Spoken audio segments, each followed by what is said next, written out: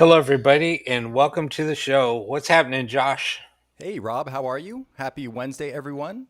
We are Happy the ITC and Paranormal Podcast. And Rob was about to say happy Happy something, which Wednesday. happy Wednesday. That's right. You know, So, it's Wednesday when we're on. so yeah, two shows back to back, two shows in a week. Well, actually, this will be our. We did one Saturday, together. And dude, um, so so something weird happened on Saturday. Um, I went down to a Hi, really Kathy. base. Hey, Kathy. So I went down to a really basic setup. Basically, you're running almost like when you jump onto a Zoom meeting, how it asks you to configure your mic and your camera, and you give it your settings for your laptop setup. So um, I actually have to enter. Uh, I know my lights are bright, and I'm sorry. Um, I just got to do what I got to do. I could actually turn off one light, but it's still going to be bright over me. So, It feels um, like you're going to put on a fashion show for us and demonstrate some shoes on the runway. dude, I'm gonna start strutting on the runway. Right. Um, so anyway, so during um, so something weird happened on Saturday. So because I was going to do some ITC sessions, um, I had to have some special software to routing software to route the the input from the computer to join up with the broadcast software, and that's the only way that you can do it. So with my other Pro Audio setup, I had it all configured. So and it's very very simple to do. Um, but that very very simple setup, there was a nightmare. And the funny thing is, anytime something happens at the very beginning of the broadcast, it's almost like a segue to something huge that's going to happen later. And all my Saturday viewers know this. They've gotten used to that. And people in the comments, I think, even said, "Oh my God, Rob's having issues. Something is going to happen." Um, so when I installed the software, this is a funny thing. So, and this is a rookie mistake, and I'll be the first to admit it. So when I first installed the software, I thought the trial would last. A normal trial would last, maybe 15 days, maybe 7 days. It's got a pretty long trial period. This software basically gave you 10 minutes of audio. After 10 minutes, it shut down. So we got through what, three ghost box sessions before it finally just took a crap. Um, and so all my audio was cut out.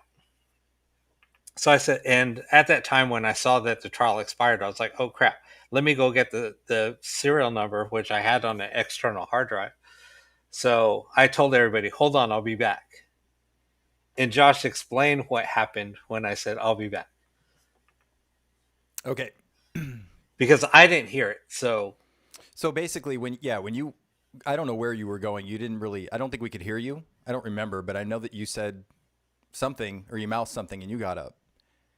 And the input channel went dead, or your mic input channel went dead.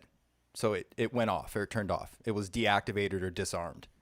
But the output channel to me and your audience was still on. So we had a live output channel of basically system noise or thermal noise or white noise, preamp noise, converter noise. I mean, we could hear the inner workings of your computer. And in that white noise, we heard voices. You human dialect, voice, inflection, tone, we could hear communication and we could hear almost as if they were trying to get our attention. It seemed like, at first, I thought you did this on purpose. I thought you were running one of your experiments. Sometimes you have even tricked me in the past in running something and not telling me. mm, But I realized that very quickly that you didn't intend to do that. And a lot of other people were quickly putting two and two together, almost thinking in a way that this was meant to happen, that they had purposefully, threw a wrench into our signal flow or Mhm. did something to create a situation where we would hear them speaking through or over the white noise. And that's exactly what happened. And for you to hear that over compressed audio, over the streaming service that we're using is really impressive because everyone heard it. It wasn't just me. Right. And I guess some of the voices that were coming through were recognized by people that have watched the Saturday show. Um, there was a little girl in particular that was coming through, and everybody was saying, "Oh my God, it's a little girl! It's a little girl!" Um, and like I said, when I came on, I was like, "What's going on?" And I'm seeing all these comments, and I was like, "What just happened? What did I miss?" And Josh is holding up a piece of paper, like, and it said like legit or something. I was like, "What? What are you talking about?"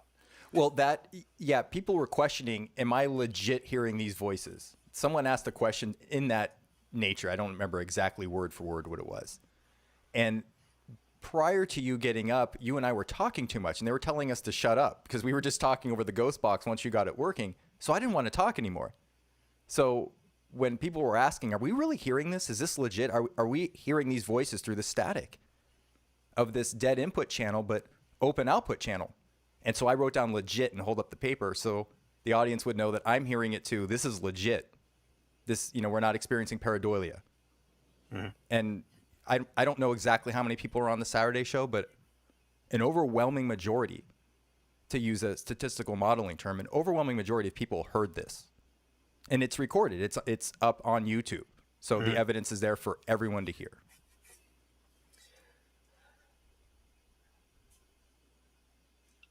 Yeah, and I still need to go back and watch it because I mean, Josh and I had a long conversation on Monday night. I was driving and we had a long conversation about this, and I was like, I still don't know what happened. Can you explain to me what happened? And then you shared everything. Well, what happened? And I said, "You're kidding me, right?" And you're like, "No, you got to go back and rewatch it." And I was like, "Are you kidding me?" He's like, "No." Hey, Rena. Hey, Teresa. And I was just still blown away. I was like, "No, that didn't happen." And he said, "No, it really did." And I was like, "Wow."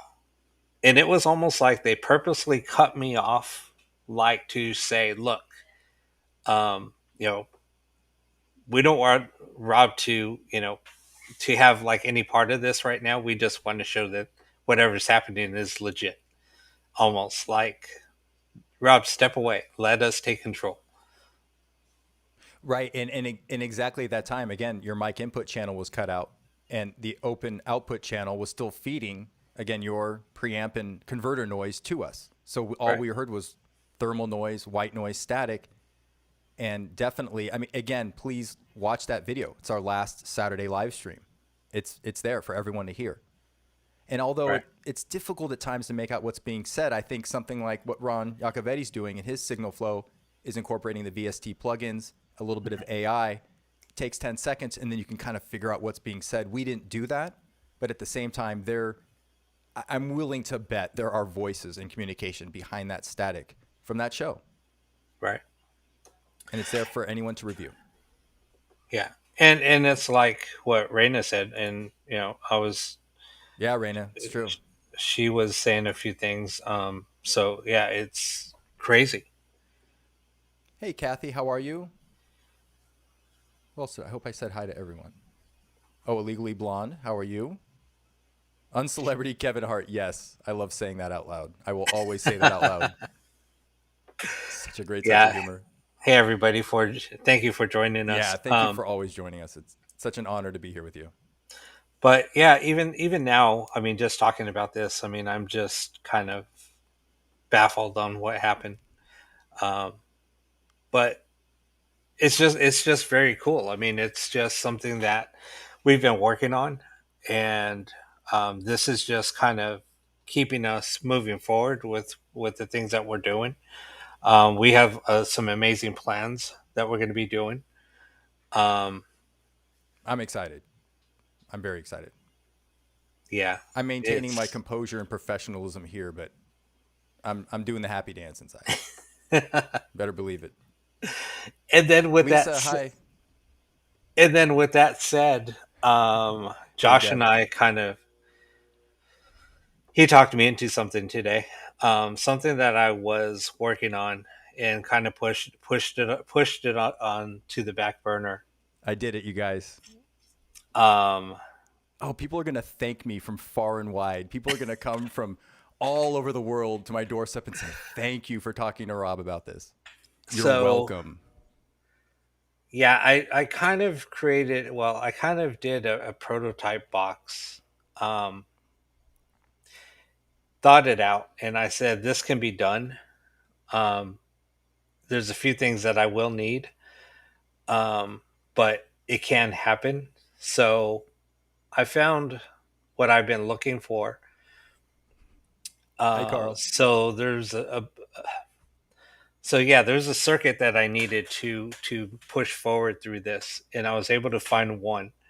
So I talked to so I found somebody that had one. So I talked to him, and he was just asking way too much. So I said, dude, if I could buy it for this price, I'll take it. So he responded saying, let me sit on it for a little bit.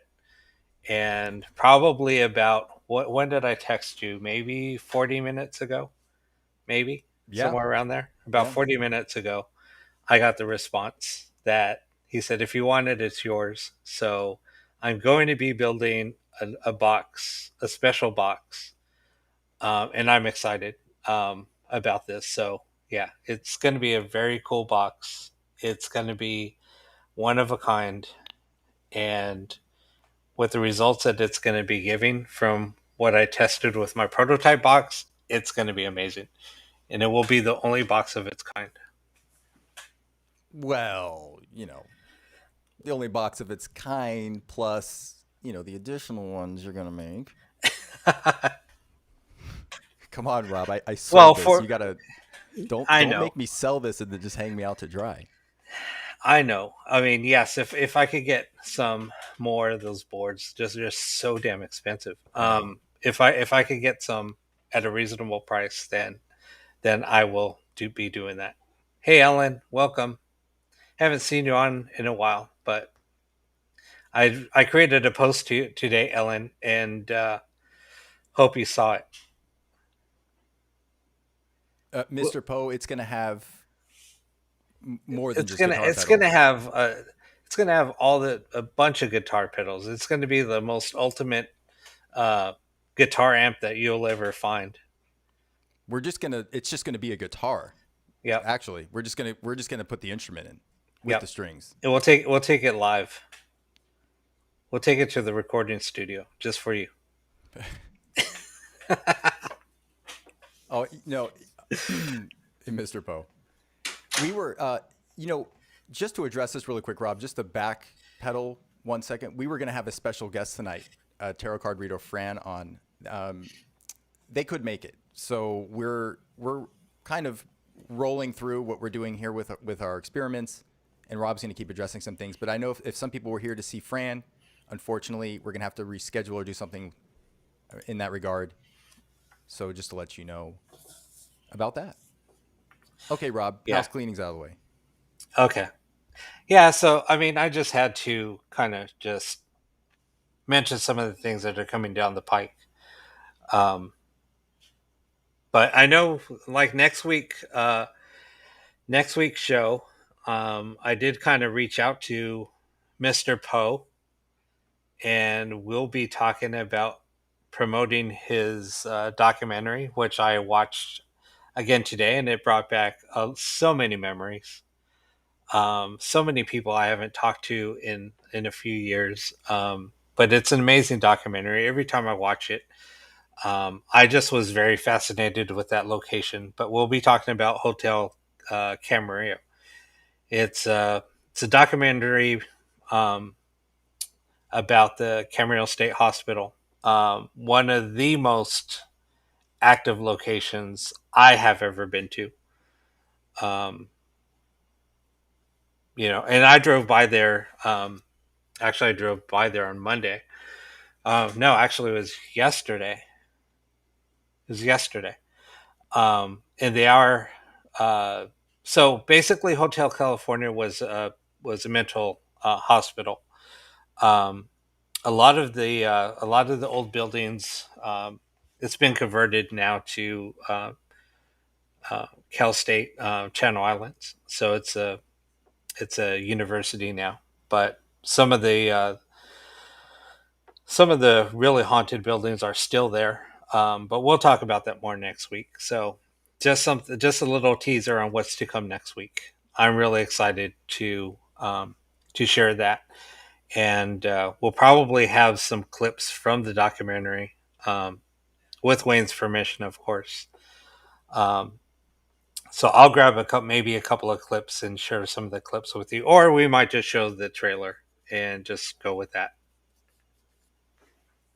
It'll be good to have Wayne on. He's very knowledgeable in paranormal investigation and in obviously creating documentaries and producing documentaries Yeah, to this caliber, discussing yeah, such a an infamous location, which so many people involved in the paranormal and not involved in the paranormal have experienced paranormal activity there.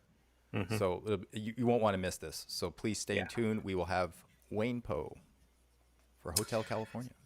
Yep, I'm excited.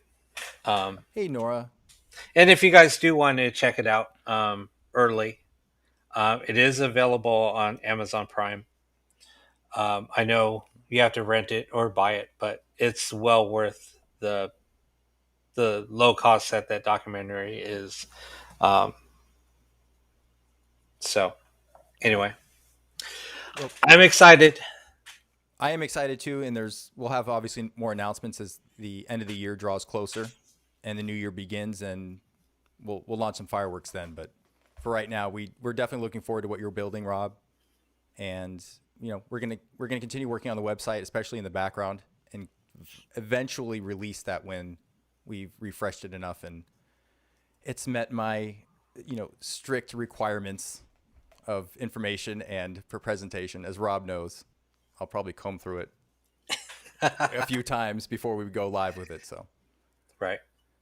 but I do want to circle back a little bit, Rob, to I think what is a poignant experience that we had last Saturday. And we've talked about recently with a lot of the interviews. We've had Tony on, we've had Ron on, and we've talked a lot about how much control are we really in with this communication.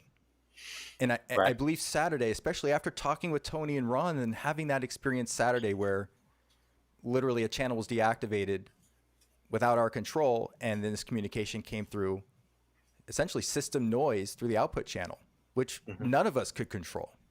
I mean, it was Right. out of everyone's control. So how much maybe we should address that because so much we're focusing on the technology. We're focusing on our spirituality, spirit and science. And yet I feel like a lot of the times I need to be reminded, hey, at best, we're in control 50% of the time. I mean, and how much really when do we ever truly get to 50%? I don't even think we're at that. Right, right. I mean, it's a good place to say at best, if you want to split it down the middle. But right, I mean, so Saturday was a perfect example. And a lot of people experienced it at one time. Have these things happened to you in the past besides this past Saturday session? Have you, in your investigative experience over the decades, have you experienced anything to the point where it was out of your control? Is that a question for me? It is a question for you, and then we can address it to the audience. Of course. There's a lot of things that happened that were beyond our control. During an investigation one time, I had camera rolling, we had audio rolling, and this happened even with you. So it's happened multiple times. Um, I'm sitting there filming, we're in circle trying to banish something, and we can't break the circle. Um, and me trying to be, as a producer, um, my number one thing is equipment. So I heard the camera click, and I turned, and I saw the record button go off. So I'm like, "What just happened? I need to go fix it." No, people are like, do not break the circle. They're grabbing onto my hands and squeezing, said, do not break the circle, and yelling at me. So, that's something I had no control of. But then when I walked back after we got the thing banished, the recorder went back on. It started recording. It just did not want me recording what happened. Same thing with when you and I were dealing with somebody being attacked, and they got possessed. What did I tell you? Whatever you do, do not stop recording. Right. That that And that was the one bit of clear communication that we had during that moment, very loudly. I mean, we were speaking to each other very loudly. It was like, don't stop rolling, don't stop. And I made sure I was holding as steady as I could, that my fingers and hands were nowhere near any power buttons or, you know, right, anything to turn off the recording. And lo and behold, during the it most intense stopped. moments, it stopped. And And then then what happened? it And what happened resumed. after? It resumed immediately after the most intense moments of the interactions. And we went into detail of that investigation in a previous Yeah. podcast. But so, with that said, I mean, did we have any control over that? No. No. We thought we did. We should have had 100% control over that. But what happened? Whenever Spirit said, no, you're not going to capture this, it shut it down. Yeah, it immediately, it's almost as if we never have control over those situations. There's some illusion that we do. Right. I don't want to take our own personal power away from us, because we are powerful beings, spiritual beings, but at the same time it does seem like there's this helplessness that when they take control, I mean, you're basically just rolling with the punches at that point. Right. Whatever happens, whatever they want to happen will happen. Yeah. And no, but that's only, I mean, that's happened a few times, whether it was a recording equipment, as you also experienced with recording equipment. All the Um, time, all the time. it's just, it's crazy. And there's no rhyme or reason for it. Because in software or even hardware, you have presets. You set those presets. You save those presets. The only thing you can do is load those presets. Okay, all the settings are good to go. Let's go. And that would be like having a photographer have the exposure, having the having the exposure set, um, having all the correct lighting set, everything set on the camera, and he's taking pictures, and all of a sudden none of the pictures come out. They're all blurry. They're all out of focus, or the depth of field isn't set correctly. There's a lot of things that weren't set, and it's like, what the hell? This thing was set perfect. What the hell just happened? So it's just something that shouldn't happen, but it does. Well, and I've seen, not only at home when you're investigating with the equipment we take on investigations, or even just light ITC work, but Rob, I know you've seen even in your studio where you've worked with people, voice actors with voiceover. The studio I work at, massive amounts of equipment that are connected to power conditioners and very expensive electrical devices that keep power consistent Hmm. with everything that you have plugged in. And when we Hmm. talk about master clocks, things that keep all the digital equipment synced and in time, and connected and working properly, and they can affect all of that at any time, at, for any reason. There's no limits to what they can affect or not affect, it seems like, and especially with equipment that's built to protect against spikes in power or Right. fluctuations in power. Well, we Right. can take scientific equipment and measure those fluctuations that shouldn't be happening. They're almost paranormal in nature. Hmm. By the way the equipment is supposed to work, and to have those fluctuations still come in without an Right. explanation is very odd, and that's a lot of voltage. Yeah. And it's like when you work in the movie industry, um, syncing audio and video together to get them in perfect synchronicity.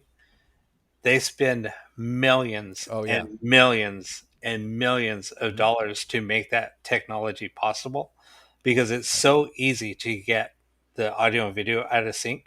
Right. And if you ever own, or if you ever watch streaming services, and sometimes you're watching a movie, now the audio and video is out Yeah. of sync, Yeah. um, that's because there's lag, usually on the provider side. And what happens is, when there's any type of lag, now the audio and video sometimes go out of sync for whatever reason. Yeah, so it's crazy, and that's like the biggest thing when you're in the movie industry and you're but in the production end. That's like it's like, oh my god. I mean, because people can get fired over that little thing, because it's unwatchable. People don't want to watch that. So yeah, and I've been through that, and it's like, dude, the audio and video is out of sync, and it's just getting the timing's like perfect. But those systems can be they can affect those systems. Yeah, exactly, You know, exactly. it doesn't matter what type of quartz crystal is used. When it's baked at a particular frequency to lock these systems into place. These systems are based off of quartz crystals, and Hmm. I wonder if they can have some type of impact on that quartz crystal. Maybe it's almost easier to impact those systems based on how those clocks are designed. It just makes you wonder, how are they able to so easily impact the timing and the power levels of those very well protected and conditioned systems? Right. See, Dawn says, I just recently took a picture of the sky and late decided to take a look at my pictures, and I couldn't believe my eyes. I see my dad in the picture and many other people. Dawn, we've brought this up before, visual ITC. And there are some people, I believe it sounds like you've had an experience right there where you had an experience with visual ITC. And Rob, you and I were just talking about Simone Santos Hmm. of TCI Seattle and her work with visual ITC. It's just mind blowing, the pictures she's getting. And there's so many others, and we could bring up so many other people right now. But ITC is not just audio; it's visual. Hmm. It's visual. Instrumental transcommunication. Transcommunication can be, detected or It's perceived by any of our senses, it's any third party device is what ITC is. Anytime you're using any third party device. but not Uh, just our ears. It can be detected with our eyes, our nose. There's other ways to, you know, transcommunicate, if you will. right. Lisa says, I have a question. Do you keep, or I'm sorry, Live Paranormal. Do you keep sea salt near you in the room to help counter spirits trying to control? Honestly, I do not. Why not?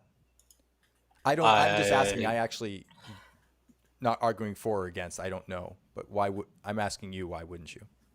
Well, actually, you know what? No, I take that back. I do use a salt lamp.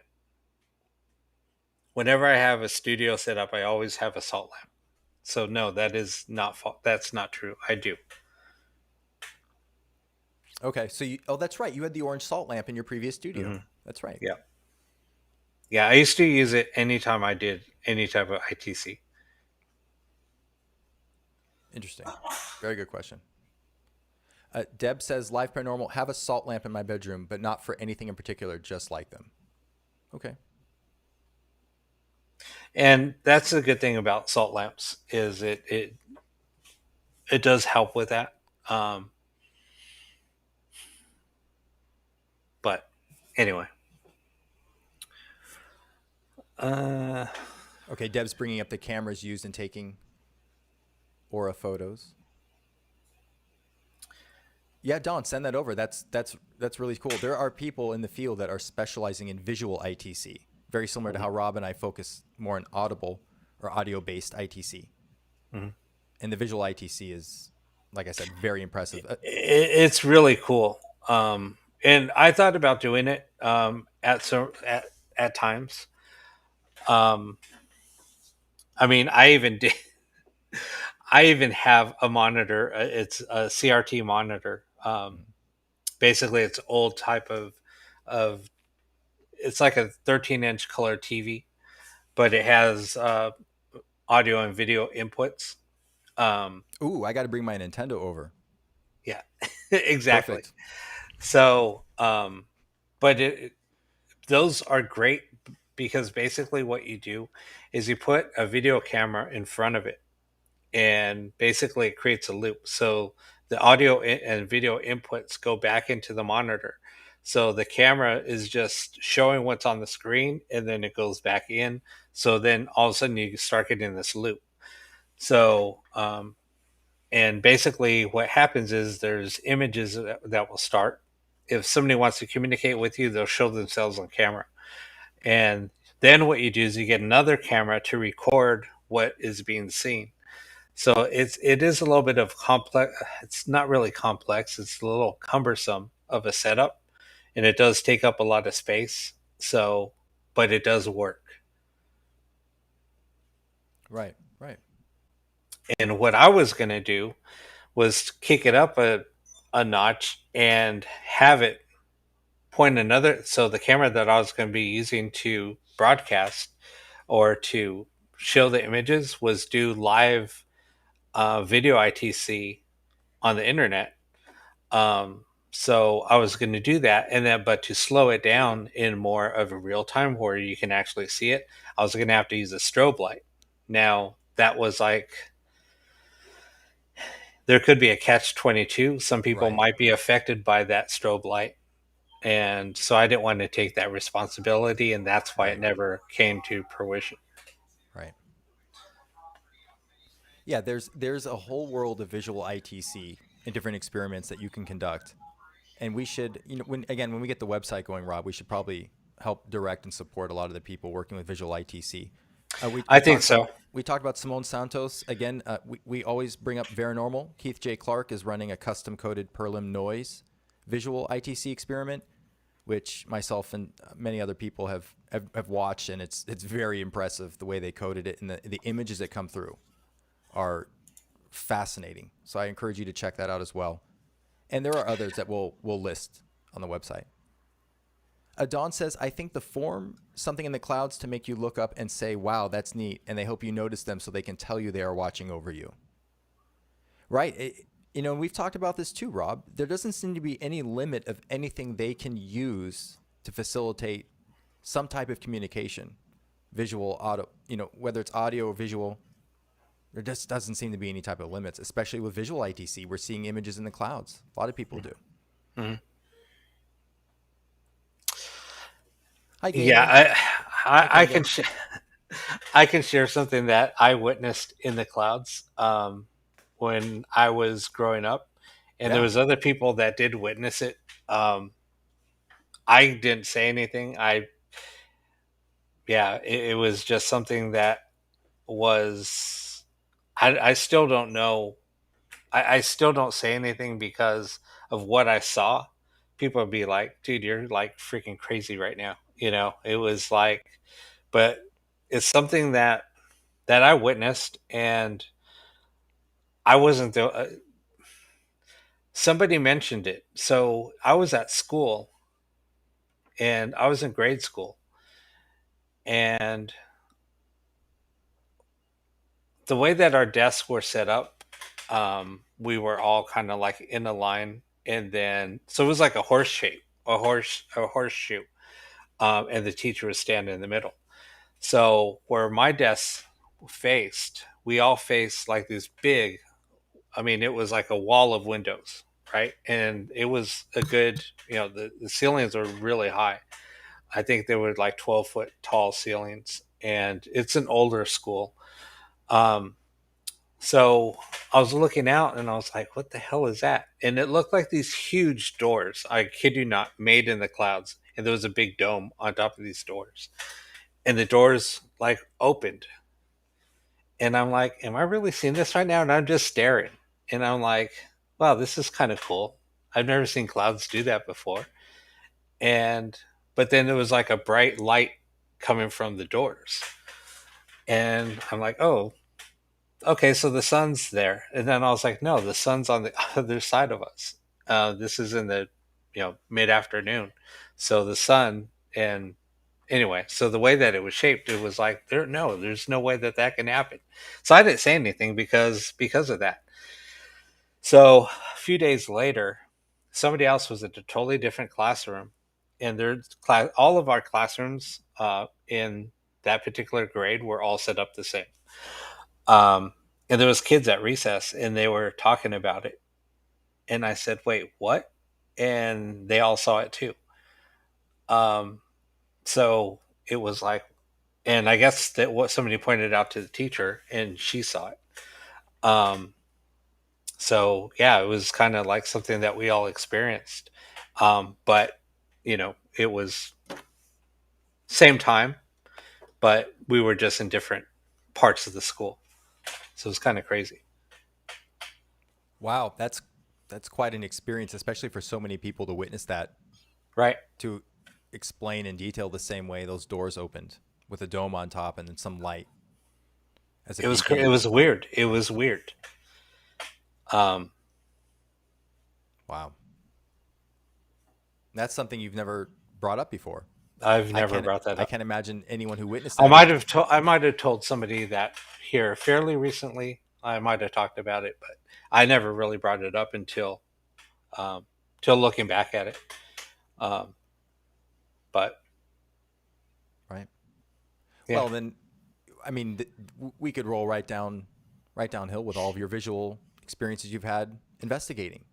I mean that sounds like the beginning of a long journey for you in terms of everything you've witnessed investigating and the visual experiences you've had. yeah, and, and like what Amanda said, yeah, it was funny because nobody really mentioned it. I think the only other time that somebody did say it was when a couple of other kids said it to one of the teachers, and the teacher looked back and saw it, and then it was like gone. It was like instantly gone. And like I said, once the doors opened up, it was like that bright light came through, it was gone. Wow. That that's incredible. And in fact, Kanga speaking about the clouds. Last year there was a storm approaching. I love photographing the clouds. A few of the photos had an evil face in the clouds. You couldn't see outside the camera. The storm was nasty, lots of damage. Wow. That's See, incredible. there's yeah, there's it's kind of crazy. But how many people, really talk about a lot of the experiences that they have? I mean, because sometimes they're so far fetched, and you're kind of like, am I daydreaming? Am I asleep? You know what I mean? It's like you don't know what's happening, and at the same time, when you're seeing it and you're a kid, it's kind of scary. So you don't want to talk about it, Right. I mean, how do you even describe what you saw to someone else? right? I I think mean, I was in the fifth grade. right. Yeah, I think I was in the fifth grade at that time. But anyway, but no, it's like with visual ITC. And my point is, when you're watching video ITC, sometimes it's like so, it's almost like it's too good to be true. But when you're watching it and you see it happen, it's just mind blowing. There is something about visual ITC, even compared to the most amazing audible ITC evidence. When you see it with your eyes and you see it form in front of you and take shape, that is truly something special. I mean, that's a moment like the first time I heard direct radio voice or a scanning radio ITC. It was the same type of moment where you go, wow, we just watched that form in front of your eyes. It just doesn't appear. The Perlin noise will change shape and move. It's very So interesting. yeah, and Carl, Good and point, Carl. we've all kind of talked about this too, Carl. Is when we do when like with my experiments, I mean, a lot of the things that we're doing, um how do we know it's not extraterrestrial? How do we know Right. it's we don't know what we're speaking with.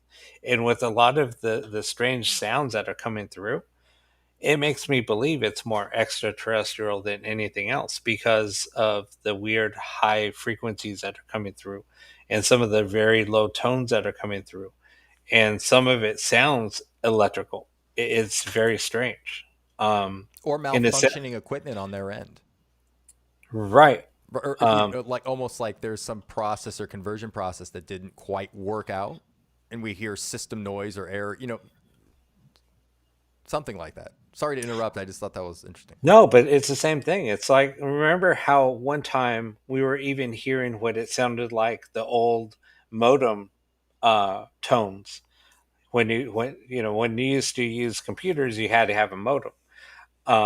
It wasn't connected through a network, so um, you had to have this thing connected to your telephone, and then you would make a telephone call to another service, and that's how your computer would communicate with other um, systems. So whenever you picked up the telephone, you would hear like these tones coming through, because that's how those tones were turned. That was data being carried over the phone lines. The handshake.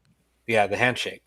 Yeah, So back yeah, in and the it days was of bulletin board systems, yeah, 14.4 dial up, 28.8, go yeah, on and on. exactly. Right. You remember those days? Yeah. God, that's how old we are, Rob. Maybe we should stop talking about that like it was yesterday. No, but I mean, it's just it's just shows where technology has come from. But Good point, Carl. um, Right. And that's what's interesting, Carl, is a lot of times we think extraterrestrials, and I don't, Rob and I can't be specific because we have no evidence or proof, first of all, who we're talking to or where that communication's coming from. But it makes you wonder, when we talk about extraterrestrians, that's a new word, extraterrestrians. That's my word, patent, copyright, trademark. That's my word, extraterrestrians. Extraterrestrials may not be in this dimension. They right. may be in another dimension, or like Carl said, the astral plane. And that's very interesting to think about because they always seem to be here. They're always around. They hear everything, they know everything. So it's very possible that they're just in the shadows, if you will. And they're watching everything from another dimension where it's possible to do so. Where time doesn't exist, they can access time at any point. Again, just a theory. Yeah, that's my Yeah. phrase. I'm making t-shirts of that. So if I see anyone else make t-shirts before I get them printed, then I'm going to know that you watch this show. Extraterrestrians. Right. Um, Sounds like a punk rock band. it does.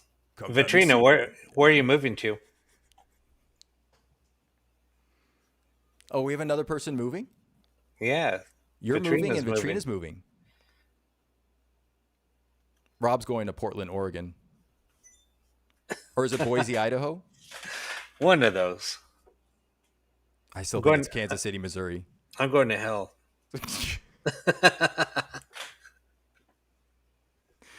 How are we going to do the show from there? I don't think Spectrum cable service reaches there. That's going to be difficult. I'm going to be stuck here in the Earth plane. They're going to tease me and be like, "No, you get to stay in flesh form." And be like, "Great." I'm going to be traveling as a purple princess to an astral plane somewhere. Well, Frank's already there. He's the Purple Princess. Right. He's the Purple Princess. Don't you tread on him, man. I'm watching. I got your back, Frank. I'm the purple jester. Poor I mean, Jester. I love it. I'm making you spit out the water. No, this is coffee, man. You get coffee on my carpet, I'm going to be upset. You're going to come over here and scrub this, dude. You get coffee on my carpet, making me laugh. But yeah, there's, and this is what's so fascinating about, and we come back to the visual ITC and the images in the clouds and the work that people are doing with the video feedback loop method, video loop back feed. I always twist those around, but Klaus Schreiber, he started and popularized the video feedback looping method and getting the images through the TV. And there are so many ways to conduct the visual ITC. There are so many ways to conduct audio-based ITC. There are just, that's not limited to a scanning radio. It's not limited to an SB7 spirit box, although very good. But we can get this communication and facilitate it with so many different instruments Right. by using our eyes, our ears, our smell. How many people smell cigars when they're investigating or smell smoke or things like this? They get touched. They feel something. The sixth sense, the intuition. I mean, there are so many different ways. Again, when we talk about instrumental transcommunication, we are talking about a third-party device. But even with that third-party device, there are so many different ways to conduct this communication. Oh, absolutely. Yeah. So just don't be closed-minded when you're experimenting or investigating. There's so many ways, and if spirit wants to communicate with you, no matter what means, they're going to communicate with you. Whether it's throwing something at a wall to get your attention, whether it's tripping somebody as they're walking by, there's a lot of things. And when I say tripping somebody, I mean it's sometimes they might shove you, sometimes they might you know uh, pull you by the hair, pull you by the collar. They're gonna do. It's like a kid trying to get your attention. Like, mom, mom, mom, stop! I'm on the phone. They'll keep on doing it because you can't hear them. So finally, they're gonna get frustrated, and you know they're gonna touch you or pull you and do something. Right. So, always being mindful. Don't be closed minded. The same principles in life that I would teach my sons: be courteous, be kind, be humble, be generous, be respectful.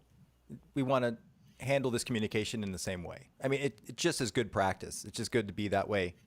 And again, it's seems to be somewhat of a universal law. That respect and love seems to translate everywhere. Again, just a guess, but it does seem to work.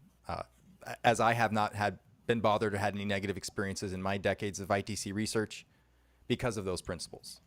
So I think you Right. carry those forward. By and large, I think you'll be okay. I like what on Celebrity Kevin Hart said here, Rob. The only thing we know is that whatever it is has consciousness. It is possible that it can manifest to us however it wants to, be that as an alien, a ghost, a cryptid, etc. hmm But Well see, said. Well that's said. that. Okay, so Very true. and that's very well said. I mean, Yeah. it's almost been there's too much evidence, and even a lot of doctors now are saying that a part of the consciousness is carried on to the afterlife, um, just because of all of the after death experiences. Um, there's just so much evidence that now they're saying, yeah, consciousness carries on to the afterlife. Um, so Well, and it helps, Rob, when more people like us, our friends in the audience, and people in the community come forward and say, no, you know what? I'm hearing sensitive, intelligent communication. And when I say sensitive, I mean personal mhm, details about my life coming through the radio that there's mhm, no way, 106.7 K Rock knows, and the DJ playing the music there knows these details about my life. I mean, there's just some things that are impossible. Even if forward speech, even coming through forward speech, forget reverse speech for a second, but even through yeah, talking about audio based ITC. And there's so much of that evidence coming forward. And then people like us who are professional audio engineers are at least coming forward and saying, listen, I can tell you based on the technology that exists in this dimension, these voices are not coming from a radio station. mhm, A lot of this intelligent communication is not coming from a radio station. You know what I'm saying? We need these professionals to come forward and say, no, stop. Good to be skeptical, always good, but let's stop saying everything's coming from the radio, or we have to rule this out because everything's from a radio signal. Yes, there's false positives, but at some point there's just so much overwhelming evidence mhm, that you can't deny it. yeah. But Spirit Vision ITC, we just did talk about that. Hey, Spirit We're Vision. we're still carrying on with that project, so No, we're not dropping that. no, yeah, No. it's going to carry on. Right now, it's just been put on hold um, until we can get some other things rolling. Um, but in a way, I'm still working on it, um, just not publicly. But it's still being done, and we will pick up. We'll pick it up again once we get some other things worked on. But Right. yeah, we haven't dropped it.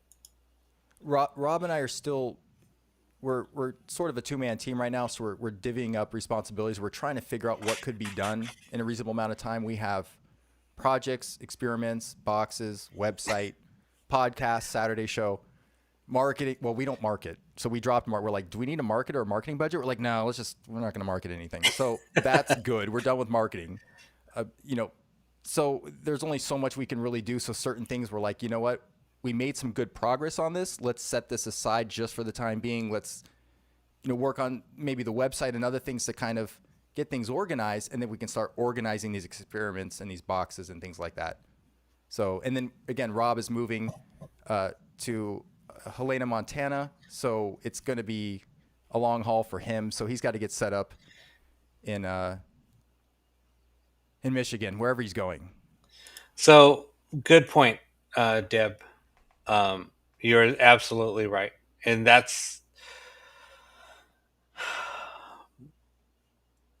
And that's the only that's a bad part about when we talk about false positives. It is signal based. Um, Going over like an AM or FM frequency, but now when you start tapping into long wave, short wave, things like that, now we're opening up a whole new ball game. Um, and but that's what we're doing right now. So Kanga, I don't know where Rob is going. I'm just guessing. Every week, I just bring up different cities and states, and I'm hoping he'll say, "Yeah, that's where I'm going," but I haven't landed anything yet. But no, I'm sure Houston, Texas will be fine for Rob. I'm sure he'll fit right in. yeah, I'll fit right in. Yeah. I got my shit kickers ready. Santa Fe, New Mexico. That's where it is. That's where you're going. I'm gonna guess. I'm gonna guess right at some point. There's only like 588,000 cities in the country. I mean, at some point, I'm gonna land on one. Yeah, and I'm I gonna think Anchorage, Alaska. That's got to be it. No. Okay. Wherever you something. go, Project Blu-ray will be back. So wherever Yeah, Rob goes, it'll be back. it will be back. And you know what we'll do? I believe on the Saturday show, as Rob discussed, we're going to get the different modes and options available. So when we do a different session, we can change it up a little bit. We've been doing reverse a lot lately. That's been reliable. It's been stable. It's readily available, but we'll get the other modes back too. This is funny. That's it.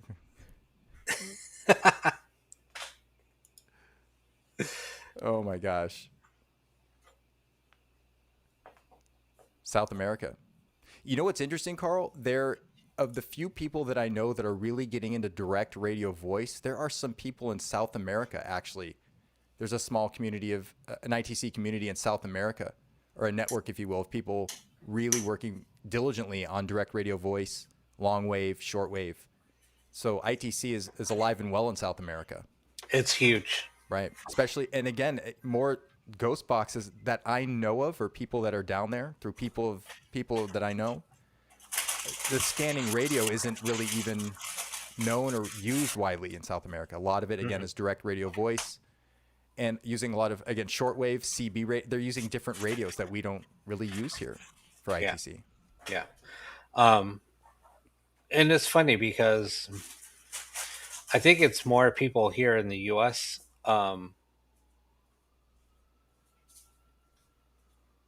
That are more Scotland. using, yeah, are Oh, using a lot more radio type ITC. Um, it's it's almost more prominent here in the U.S. Um, Europe, somewhat, but not as much as here in the U.S. well, and it definitely seems like, again, when we talk about Frederick Jurgensen, Dr. Konstantin Radova, and how the interfrequency recording began in the 50s and the 60s. Direct radio voice was essentially and inherently around before, obviously, the scanning radio. In fact, it started essentially at the same time that recording, reel to reel recording for EVP started. Mm-hmm. And the real scanning radio heroes or legends are all from the United States. You have Frank, the Right. big, I call them the big three. You have Frank Sumption, Ron Ricketts, and Joe Siapi. You have the Mm-hmm. Frank's box, the mini box, and the Joe's box. Those were the big three heavy hitters in between the 2000s and the 2010. And they're all here from the United States, Colorado, Texas, and I think Joe was back east. Mm-hmm. So the scanning radio really became populated. It became part of our culture, our underground ITC culture here in the United States. That's really the birthplace of the scanning radio. At Right. least it seems like that. Yeah. But and you have to think back in the earlier days of ITC. I mean, it was a totally different ballgame. Right. Right. And I think it was exciting. I mean, obviously the scanning radio did bring about, and I was talking about this with Ron Iacovetti, and I don't want to take his words. I want to give him credit for this, but he stated that he believed the scanning radio offered a little bit more tonality than direct radio voice because you did have to deal with the white noise or the static. So he said tonality or speaking strictly to tone, the scanning radio sometimes had a leg up on DRV. Mhm. However, DRV is going to present you with full sentences and paragraphs of communication where the scanning radio, by and large, will not do that. Mhm. But the thing is, with DRV, I mean, the origin of the signal, we don't know where it's coming from, Correct. We and don't. it's not like constant where you listen to a broadcast and you're going to always get the voices coming through. You're going to hear the same voices when you hit that channel. So there's so much, and that's where a lot of the false positives come in. True. Now, and you can use a scanning radio, and you can pick up. You'll be listening, or you can listen to that radio, and you'll say, "Yeah, it's picking up radio. It's picking up radio." It's right now we're getting nothing. It's nothing but radio coming through, and then there might be when a good session's happening, you'll get some good responses, but it's short lived, and then Right. it's going to stop. Right. So it's almost like you do it in burst sessions. Right. Um, but anyway, The chat. They're talking about back to back the Bermuda Triangle, and Ozzy Osbourne is a vocalist, has his own frequency. I love this show. I love the Wednesday show. Oh my gosh. it's so funny. Oh, but Trina says she grew up in New Mexico. Yeah, but if you're going to Oklahoma, then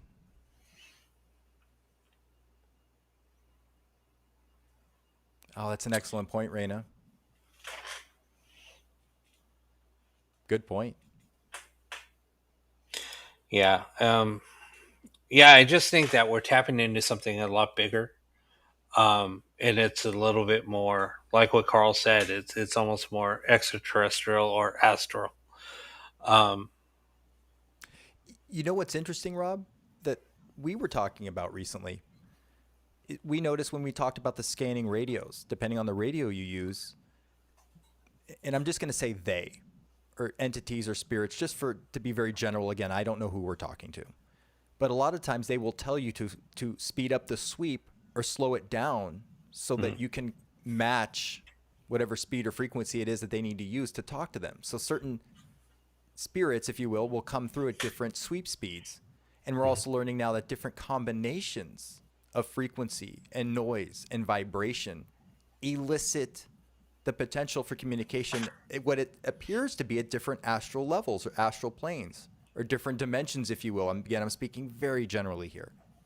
But it does seem like there's not one key to unlock one door. There's many keys, there's many doors, there's many combinations of frequency and noise and vibration and radio signal, and there's all these different ways to elicit this communication. yeah. No, and this is a good point. Um, and this is where I was talking to Josh about. Um, Good point, Ed. Years ago, Right. um, I used to. This was God back in when I was 10, 11. This is when I was having a lot of experiences with in the paranormal. So, um, so one of my neighbors and I had walkie talkies, Oh, and we would just turn them on, at certain points of the night, and that's how we could communicate with each other. Like when it was, we had to go to bed, so I would turn it on, and I'd wait for him to come on, and sometimes I'd start hearing voices coming through the white noise, and it would freak me out, so I'd turn it off, and but I would turn it on too, also to um, to communicate with CB people, uh, on truckers like in the area, whatever, and I don't would look just at the start chat. talking craft to people, and but it was just funny how I was getting a lot of and the voices just sounded. Um, I knew it wasn't anybody on the CB. I knew it wasn't anybody on on another walkie-talkie.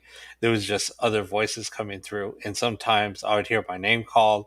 I would hear things that only I would know, and I would just turn it off and freak out, and then just basically toss it. Right. because it freaked me out. Of course. And Deb kind of said the same thing about ham radio. Right. That's And right. but that's the same because basically it's an open channel. Right. So, and that's how DRV is. It's an open channel. Right. You're just waiting for communication to go through on that frequency, and who knows what was coming through. It's an open channel. Right. Anyway, Uncelebrity Kevin Hart states, personally, I prefer slow sweep speeds. Makes me believe I'm having an effect on communication. That's, Kevin, that's really funny. Regarding scannable radios, there seems to be people very passionately for the faster sweep speeds, and there's some that also prefer slower sweep speed. I'm in the camp with you. I've actually found that slower sweep speeds, I can hear sentences or sometimes phrases fly under the radio signal. That's just an expression, but basically the radio is being used as a carrier wave. A lot of times I hear EVP or full sentences, especially in Rob's box, behind the signal that's coming through. But I know people that love fast sweep speeds because it eliminates false positives, and anything coming through at that point seems to be legit communication, which I understand that as well. I don't feel there's a right or a wrong. There is a preference. And generally I'm with you on slower sweep speeds, but there's some boxes that sound good fast. But it works. They all the sweep speed works. They all work. yeah. I mean, and I'm with you too. Sometimes going slower will open up communication a lot better. I think sessions will go a lot longer, and you can tell it's not radio coming through. Right. Um, when you're getting when you're going through a slow sweep speed and you see the channels coming through because you can see them a lot easier. When you're hearing a little girl come through or a voice coming through and it's at 10, let's say 5 different frequencies and it's going slow enough to you say, okay, here's 89.1, here's 97.1, here's 103.3, here's 105.7, and it's all the same voice. How is Right. that even possible? Right. Well, and Rob, to add to that, Roland said something interesting, and I love this idea, Roland. Roland says, I use 2 or 3 sweep speeds at once, multiple radios. Mm-hmm. I love that, Roland. And Rob and I have had the opportunity to use a mixer, and I like to hook up 2 or 3 of Rob's radios at a time. I turn them all to direct response mode. So I have 2 or 3 running in that very quiet mode where then just voices come through. I love doing that, and I love your idea, which I'd love to try. 2 or 3 We've sweep done speeds at that a on the time. show. We've done it on the show. You know what? Yeah, I guess we have. I guess I've we have. had 3 of my radios running all at You once. know what? That's One right. one in responses only mode, one at a very slow sweep speed, another one at a very fast sweep speed, That and was a while ago. yeah, and we were getting results with all 3, Right. and the we were getting communication between the radios. In between 2 different radios. Roland, that's a great idea though. Excellent idea. Uncelebrity Kevin Hart. I'm gonna always say the full name there. Uncelebrity Kevin Hart says random scan. Yes, I love random.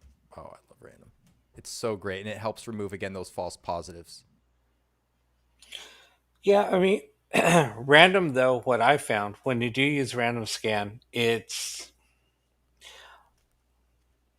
I mean, I've tried it several times, and I Dawn, just can I see haven't. you at the front of the class, please? Dawn, can I see you at the front of the class, please?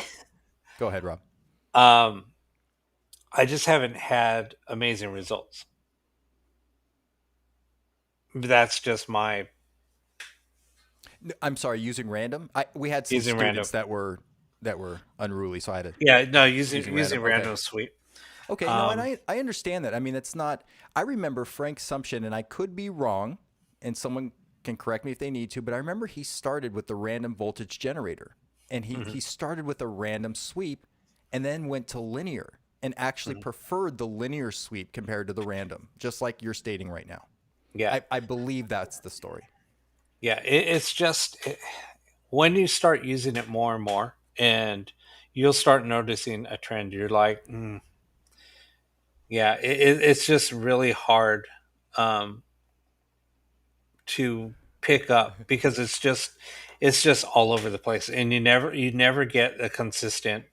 Right. Um, I don't know if it's being is now it's a little too confusing. Then plus it's a lot harder to sit there and really concentrate. It's almost like dealing with a noisy ghost box. It's like, okay, I can't handle this. I'm getting ear fatigue, and then you turn it off. Right. And I do understand that when you're talking about the random. I do understand that. And I understand in theory how it helps eliminate the false positives. I mean, you're not scanning in a linear fashion. You're not hearing full words from a possible radio broadcast. It does make sense. But I also understand what you're talking about as well. And a lot of people prefer the linear sweep. Or, Right. then we go into, forward random, forward linear, reverse random. I mean, there's all these different combinations. But by and large, most people I think are still using linear sweeping Yeah, I scanning think they are. radios, with the exception of a few. Yeah, I mean, I did an experiment with using a random sweep, using Right. forward and reverse. Oh, that's right. I've lost track of everything. Yeah, yeah. You need to start building all of these things. I just don't experiment. I Just know, put them into I production. know, I know. But no, and you know what? I think it also comes down to personal preference. At the end of the day, you need to use what's you're most comfortable with. Some people swear by random. Some people swear by linear sweeping radios. It's try everything, or if you just want to use one, use one. I mean, there's no rules or laws for ITC conducting ITC. It's whatever you like best. Yeah. No, this is something that we had happen. Josh and I Oh, built. right, Kevin. Yeah, I built Josh a box, and I had my box there. We put two of them side by side, and they were answering each other. They were even finishing our sentences, and then they would go back like they were communicating with each other, and then answer each other's again. It was just really weird. It was really strange. Oh, Kevin, that's really cool. You have those boxes. Let us know if you keep experimenting with them. If things keep happening where one box finishes the other sentence and things like that, keep us updated on that. Very cool. I used to build SLS cameras, um, and that's all I got to say. I was going to say, Rob, do you want to tell us how you feel about the SLS camera? Or That's all I could. That's all I'm going to say. Rob's comment is, quote unquote, the SLS cameras are. Yeah, you they could are. do. They do. You can do the same thing with Snapchat. Let's just say that all it is a filter, and the way that the mapping is built on those cameras, they're made to be stationary. If you read anything with the developer kit on those cameras, they are meant to be stationary and not moved and put on a tripod and be in a large room. They can't be in a small room. They have to be. They're pretty specific, I have no experience with them, so I'm relying on what you've stated about them, Rob. right? It's from what you've described in detail because you've looked at how they're built, in detail. You haven't just held it. You actually took it apart. You've built them yourselves. So I do understand what you're saying about the technology and how it works. I Right. guess I'm just still confused, and maybe this is with a lot of paranormal equipment. How, if that is the case, by the way you've described them, Hmm. then they're still so widely used on in with investigation teams on television shows. And I can't speak one way to this equipment or not. I've never used it, taken it apart, nothing. It seems like a lot of people still use it. Yeah, it's because well, I'm not going to say why, but anyway. I guess is there anything we're missing? And I'm not Well, I criticizing mean, your well, analysis. but here's the thing, right? So when when you properly because they have to be calibrated anytime it's used, anytime it's moved, it has to be Okay. calibrated. Okay. So when you pick it up and you're walking with some, so say you have it here, um, and you properly calibrate it. Now it's calibrated for that room. As soon as you move it, it's not calibrated anymore. So you would have to literally sit there, recalibrate it, and you can't have any objects within 6 feet of the camera for the camera to properly work.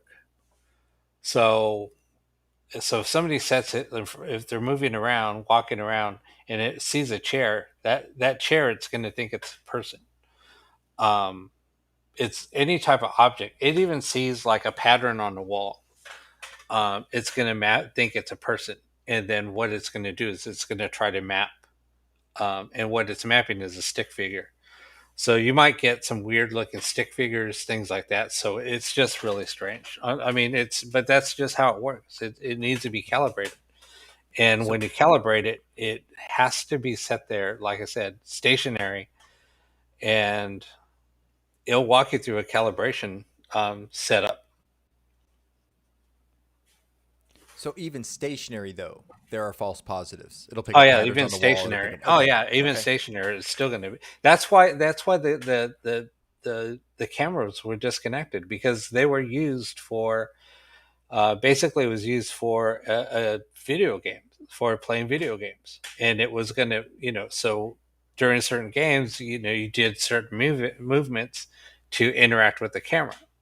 So the software was just very flawed. It just never worked properly. So Microsoft discontinued them because of that. So, and this is helping me understand the radio better. I'm not setting you up for some, mind-blowing evidence to prove you wrong. I'm actually genuinely curious about this. If it's stationary and it still picks up false positives, is it still possible that this device still could interact with spirit, even by accident? Okay. Here's here's the kicker. Okay. And an engineer put this, or an investigator that is also an engineer that put some of these cameras together Okay. because he wanted to see what the big deal was. So if you use if you use one, there's the one that Bill Chappell uses a different camera. He wasn't using the Microsoft cameras. So Okay. with those, they had a different developer kit. Okay. Actually, those cameras were made by Asus. Oh, Um, yeah. So, and then there's the Microsoft cameras, but with the Microsoft cameras, there's two cameras, or there's two cameras. There's an IR camera, and then there's a laser grid camera. The laser grid camera is what is doing the mapping. okay. So, and somebody said it perfect. So you have an infrared camera, which is black and white. So you have a smaller picture. So it puts up two boxes side by side. One's actually bigger. If you're going to get anything paranormal, or if you're going to get something that might be there, you might have a better chance on capturing it on the IR camera than you would on the stick figure camera. So, and I was like, wow, that's a pretty good point. Interesting. And yeah, and they did show some video where they did capture a full body apparition on the IR side and nothing was mapped. Hmm. And that video was floating around for a while. I'm sure it's still out there. I I'll know take a it's out look. there somewhere. Yeah. Right. And I just thought that was pretty interesting. That was well said and well put. And he also showed that video, but that was kind of cool. And that's the first time that I saw it. I Wow. wish I still had it. Somebody shared it with me a long time ago. Um, and I thought that was pretty cool. There was a period of time when I was investigating with you at the Garden Grove location. I know that you had several investigations going on, and those cameras were coming up. A lot of people were talking about the validity of those Mm. cameras and how they worked. And I know it's always been a hot topic with you because you've taken them apart, and yet I still see so many people use them. So that's why I asked you so many questions about them. Because it just seems I don't understand this. You know, so many people profess it works, so many people profess it doesn't. We're still split down the middle. And I guess the science, I understand exactly what you're saying, Mm. but it just seems like, wow, there's so many people still using those if that is the case. I This, mean, the SLS camera will map anything pretty right, much. It might elongate. Some people get what it looks like a spirit laying down. Some people right. I've might, seen that. look get us what it looks like a ghost or a stick figure on all fours. They just look. It's different shapes. It's because the way that the camera is, Okay. that it's designed. It maps. It's set to map what it thinks is a person, but when properly calibrated, I mean, they work a little bit, they work okay, but um, Yeah, Kevin says the same thing. SLS cameras try to use everything to find a person. For example, exactly, a chairs, chair, bookcases. you can have a lamp. It'll try to map it'll try to map anything that it thinks is a figure. It will. Yeah, it's kind of crazy. I mean, like I said, if you don't want to buy an SLS camera, go to Snapchat, download the app, use the filter. The filter will map. If you're walking around with it, all of a sudden, you're in a big area. All of a sudden, it maps something like in the middle of the room, and there's nothing in the room. It could be you know. So you can you can do the same thing with Snapchat, and Okay. Snapchat doesn't take as long to calibrate. Okay. Okay. No, I'm glad you know more about this because again, it was something I know nothing about. And yet people you hear are so passionate about the equipment one way or the other. People either love them, they swear by them, or like you and what Kevin's saying, they're just false positive city. Yeah, it's full of false positives. Right. I'm not trying to bash, what people use, but I'm just trying to understand it. Right. so you have to understand how the equipment Right. works. Right. If you read a developer kit, okay, so when people are writing software and it tells you the camera cannot be handheld, that's one of the things that's in the disclaimer when you're programming. It has to be stationary. They recommend it on a tripod or on a table, something that's sturdy. Like It an isn't EVP going to be recorder. exactly, Yeah, like recording exactly, equipment. Sure.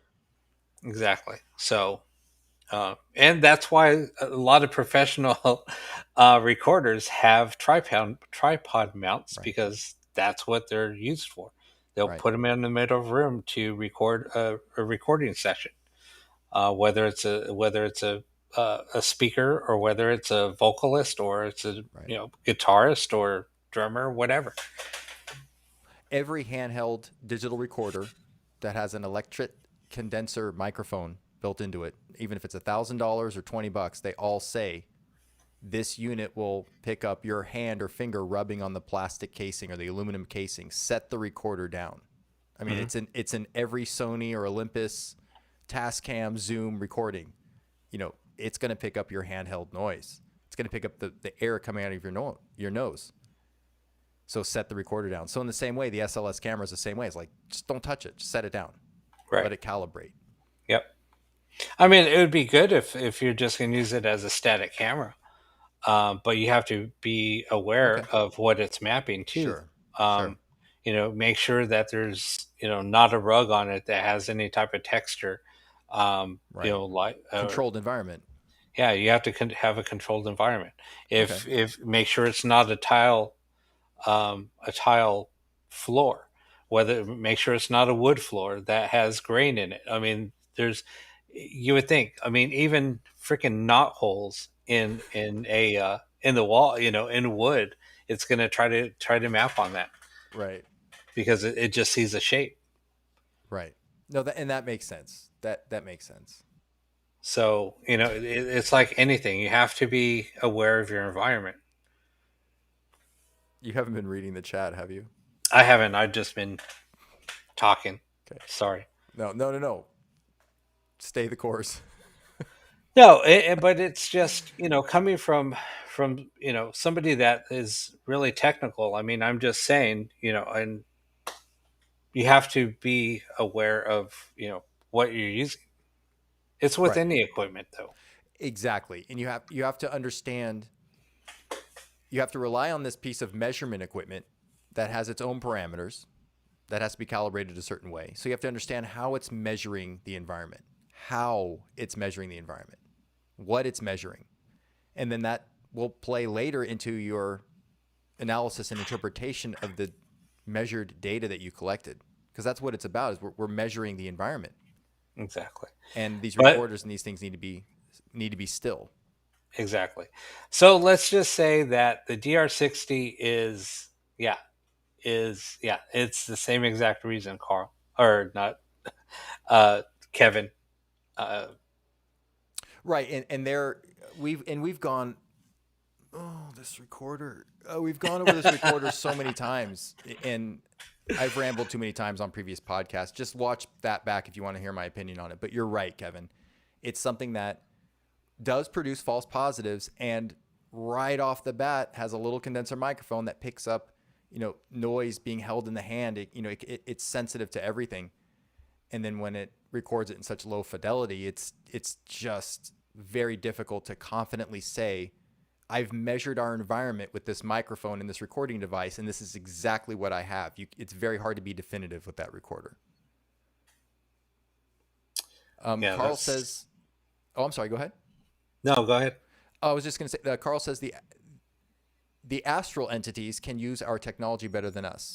They can see it from a different perspective. Carl, That's absolutely true. yeah, and that's what so much of Rob's experimentation and mine has been with. And for years, I spent time looking in clocking and jitter to find out if there was something that we didn't realize or recognize that might be able to be used along with this, along with how we generally think they're able to leave EVP or communicate through us. And no matter what I research or investigate, they can use anything they want. I mean, it all comes back to it doesn't matter what the settings are. It doesn't matter about time delay and jitter and these different things and how much noise. They're going to use it. If they want to use it, they're going to use it. I mean, literally, that's what everything usually comes back to. But it's right. They understand our technology and they understand it in ways that we don't. And there are certain technology I believe that lends itself to have the potential to create more communication or longer phrases or sentences, Hmm. but they can still use whatever they want. That's at least what it seems like to me. That's my opinion. Right. But yeah, I mean, no matter what we investigate at whatever level, they communicate. Exactly. Yeah, Don, it really is. I mean, I was looking at it seriously from a scientific perspective and trying to see if it impacted communication or not. And it didn't matter what I did. They communicate. It was just free will. If they wanted to, they did. If they didn't, they didn't. Right. But I mean, so it's like Right, Kevin? with anything else. I mean, if you really want to try to capture something, I mean, you're going to be if something wants to be seen on camera, um, and you get that sense, just point the camera. I mean, use your gut feeling. It's like, oh, I'm feeling somebody walk, somebody over there, and you take a picture or you capture it on camera. That's going to be the best evidence on trying to capture an apparition or something, because everything else that you're trying to use different types of technology, especially something that is flawed, um, people are just going to look at it and be like, yeah, that's really nothing, because and you can't prove that that's what it is. I mean, it's just really hard. But if you have a photo, it's like a picture, says a thousand words or speaks a thousand words. um, and And I'm not saying, you find something which looks like a shadow, and then you try to blow it up, and then you're like, now it's matrixing, and you're saying, oh yeah, look, it is a ghost. No, but if it has definition, if it has, you can see the detail of the clothing, things like that, which, I've captured so many pictures of apparitions and ghosts, and I'm not trying to brag, but it's just, those are the things like if it looks like something that I can't say is absolutely positively like, yeah, that's an apparition, I throw it out. There's so much photos and evidence that I have thrown out because I couldn't say if it was what we captured or not. And that's just being an investigator. Right. I've come away with, you know, one or two pieces of evidence that were just mind blowing out of, and we might have been there for,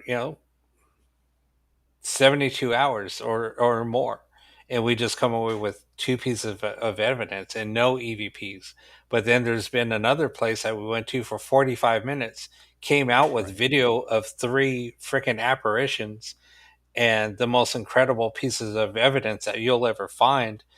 And then you share it with a major producer, um, a Hollywood producer, and he's just mind blown because you were able to show some of his actors that just interacted with the same entity that you captured on film, and you were able to show that to them, and they're like, "Holy crap, you caught it!" And it's just crazy. Right. Right. I remember when you caught that. I remember you told me about that. You showed that to the producer. Yeah, In fact, and I think he said it was either he said it was too alarming for his production. Was it alarming or intense?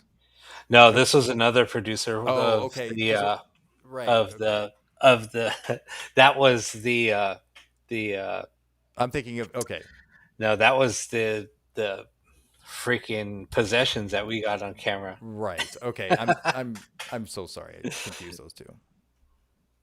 Oh, I'm getting made fun of in the comments. So, jitter is not a thingamabob, and it's not a whatchamacallit, and it's not a phalange, as Phoebe says in Friends. No. So what jitter is? It's a measurable interference or noise when two digital devices aren't in sync. So the whole point of having a digital device in a studio is to have everything synced. So everything's nice in time and everything transfers evenly, nice in Mhm. sync, nice in time. When those digital devices are purposefully, when the phase lock loop is basically unlocked and those devices are free to run at their own speed and they're still connected, they make an interference or a noise in between those devices, and that's called jitter. But jitter is an audible noise created by time distortions. So I've been researching the effect of time delay or time distortions and jitter. And you know what? They can communicate through whatever they want. It's still noise, it's still an interference. They can still use stochastic resonance to speak in this jitter or this audible noise. It's fascinating. There's no limitations. Right. No, Vitrina, I'm not trying to brag. It's um, just, it's just, it's just hard to see other people like trying to come out with evidence that, um, it just makes the paranormal field just look bad when so many people are posting things up online that can't be proven to be paranormal. I mean, trust me, I have never posted any evidence. Well, I shouldn't say never. Um, I stopped posting evidence when I started getting more serious about really serious about investigating, I should say. Um, because I just kept that private, and it was only for the people I was doing an investigation for to document what they were experiencing. And once I started doing that, um, yeah, that all that stopped. I never shared any evidence. I have a lot of evidence that um, everybody's like, "Oh, dude, you got to share this," and I was like, "No, I mean, it wasn't for. It's not for me to share. It was for a client, and that's it." Right. Right. And a lot of that, I think we've all had evidence, or if we've helped a friend or conducted a session. Rob, I know you have decades of it. Yeah, So you have a tremendous amount of examples of that. But even the few that I have, where I've conducted with my cousin, or some of that evidence, it's personal. It doesn't need to get out there to prove that this exists. I mean, we want to contribute, but there are some things you're allowed to keep close to your heart. There are some sessions you keep close to your heart. There's some personal sessions I've had I wouldn't share with anyone, even maybe not with you, Rob, because they're so personal. Just like you have personal sessions that you wouldn't even share with me or anyone because they mean so much to you, or they're so personal, or it was such a poignant moment that maybe you just want to keep close to your heart. Yeah, And and I think that was a lot of it too, because um, when I did share things like, what, 15 years ago, maybe, a lot of people were like, "There's no way that that was real. right, That was photoshopped," right, and they were like, "Well, I'm going to spend hours and hours to make an apparition look real, and to show it walking down a hall, and in that great a detail." right. But it's just funny, and that's when I said, you know what, it's not even worth it. um and that's, I think, when I stopped. But then it would show other people going at great lengths to try to show what they've captured, Right. and a lot of times it's like, oh my god, it just makes you shake your head. Right, right. And Kevin brought up, to add to what you're saying, Rob. Kevin says it's between you, the client, and the spirit. Yeah, no, It's exactly right. it's the same confidentiality you'd have with your doctor, or if you're seeing a therapist, again, a doctor, a nutritionist, whatever personal information about your life or your body that is personal between you and the person you're communicating with. There are those times with spirit communication, or again, whoever we're speaking with, where you want to Yeah, keep things private. That's just the nature of. And there are some people that, to be very general, do share everything, and I mean everything, and that's fine. That's their comfort level, and so that's okay for them. And I'm not saying it's not okay, but I also see the other side of that, where a lot of people keep their sessions private or their research private, and I right. respect that as well. I mean, you have to understand that too. Yeah. So yeah, I mean, it's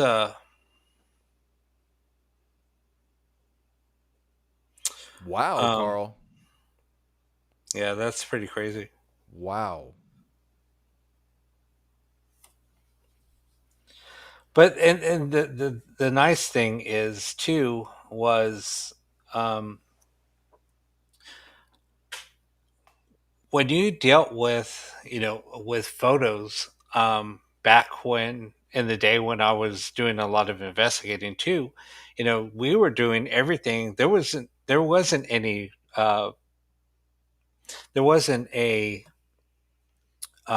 digital cameras. Everything you had to wait for, to get the film developed. And when people would you know when you would capture something on camera, and people were like, no way, that was doctored, blah blah blah, you had negatives to prove it. So you also had the negative. You can say, look, here's the negative. And they would look at a negative through, you had basically, kind of like a magnifying glass that you would put over the film, and you would see the detail in the negative. And you could get them reprinted, and they're not doctored.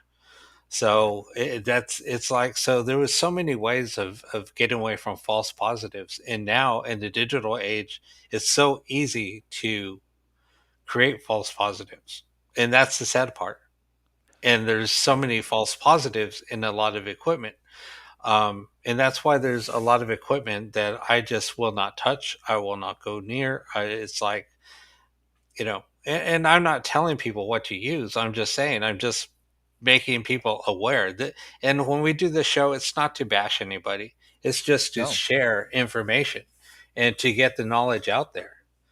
I'll go as um far as to say there's equipment I've never used that I could be taught a lot about, that I can't even form opinions on because I haven't used it. And there's people right, that so I know what I know based on my career, my experience and knowledge, but I'm not going to claim to know anything else from equipment. Unless I understand the principles of the scientific properties behind how something works. But no, I don't. We're not here to criticize what anyone's using. I'm just curious. It's curious to me why, again, like the SLS cameras, half the people use them, half the people don't, and there's such polarizing instruments in the community. So Yeah. I'm just But curious about that. but then again, it all comes down to why do people use the DR60? And Right. it's the same concept. Right. It's yeah. People are looking for instant gratification, and that's the sad part. Well, Josh knows how much equipment I used to have, oh, I thought, and we talked about that. you know what, Rob? We're gonna. I know where the show is winding down a little bit, or we're getting close to the end, but let's have this out because you picked on me for bringing ghost boxes to the investigation. You're making fun of me, so let me tell you what my impression was when I walked in the door. I looked to the right, and there was, you know, body bag sized duffel bags. I think they were black. I remember them being Hmm. black, Hmm. and they were to the point to where you couldn't zip them. There was so much equipment in them, and we walked into the house and they were like against the wall, but they Right? were puzzled and people had to walk around them and over them. There was so much equipment, and I was like, who does this guy think he is? Like, he's coming, he's got all these cameras. Look at this hot shot with, the tripods and the fancy recorders. And then I'm like, well, I'm gonna show him what's up with my ghost boxes. Like, yeah, you got some like silly recorders. So yeah, Rob and I were both sizing each other up. Like, he's like, who's this guy? And I'm like, who's this guy? Um, but yeah, you had everything. I mean, you literally used everything.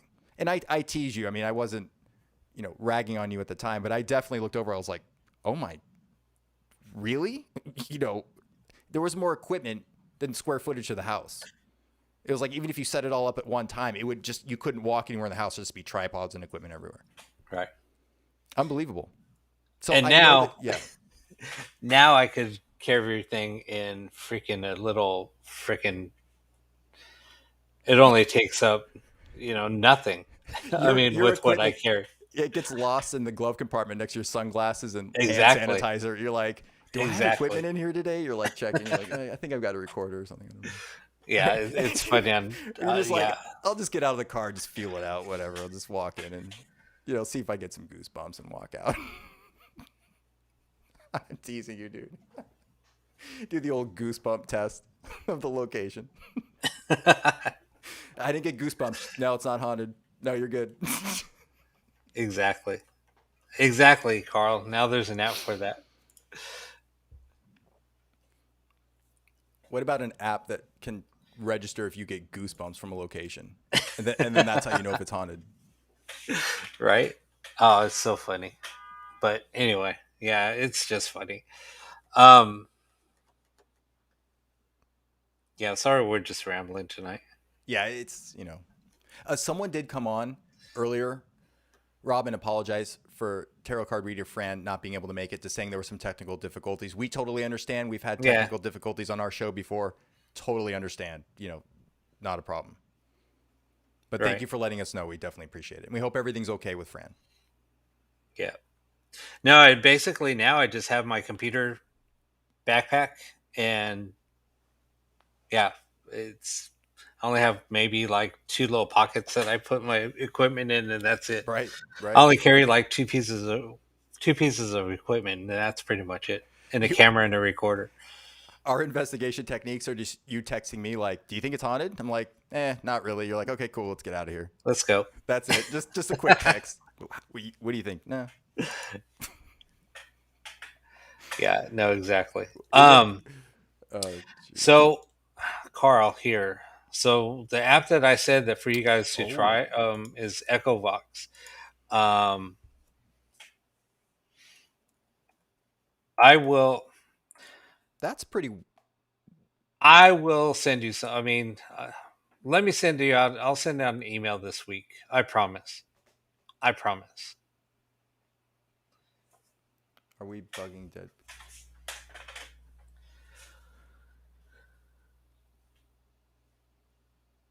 Are we bugging dead people That I was just reading or those no? the comments. What are you talking about? Kevin says he has 30 full spectrum cameras. 30 full spectrum cameras. Even more That's voice crazy. recorders. Oh my gosh, Kevin. 30 full spectrum cameras. Oh my gosh. Oh, how many of those do you wire up at one time? Oh my gosh, that would. I don't even have a full spectrum camera anymore. I don't even have an IR camera anymore. Rob, you and I don't even have homes. We're right? not even like stationed anywhere right now. Right? Oh yeah, we're just flying by the seat of our pants. Yeah, Yeah. Deb. Yeah, exactly. I yeah. I don't know where we are, but I don't think it's that plane or dimension anymore. Sometimes, Yeah. No, Echovox. Yeah. Sometimes I'll get all kinds of crazy stuff. I'll get different dialects. I'll get different right? languages. You know, I'll get a lot of curse words. A lot of instruction, the vibration not being right yet. It's something to that effect. A lot of instructions with I this new get a lot. communication. I get a lot of stuff. I want to investigate with Kevin. He one or two cameras per room and at least one voice recorder per room. That used to be me. I used to be like that all the Right. time. I want to go out with Kevin. I mean, if you're gonna do it, do it. You know, Yeah. I'll show up with Um, my pocket recorder. but the funny thing was is after I started just using my intuition um and just following my gut, uh that's when I just stopped setting up a lot of things because Right. I was going through so much footage, and after a while it was just I felt like it was wasting my time because everything I was capturing was anytime I got a feeling like, oh, something's behind us, let me circle back and see what I get. And I ended up chasing a freaking apparition around the property. Right. And it was funny, and everybody was watching what I was doing, and I ended up capturing it on both audio and caught a glimpse of it on video. So it was kind of funny. Right. Um, and the rest of the night, we didn't really get anything. And I had, there was cameras pretty much all over the place, and there Right. was nothing captured until what I was chasing. Right. And that was even captured one of the property's cameras. So, Right. and you saw me chasing it. It was kind of funny. See Rob running after it. Yeah. Everyone's just So, shaking their head like, oh, who yeah, invited what the him? hell is he There's this doing? guy running around the location. And then we see it. Just We like see it all on camera. That was kind of funny. you're coming around the corner. Everyone's packing up, trying to leave before you get back.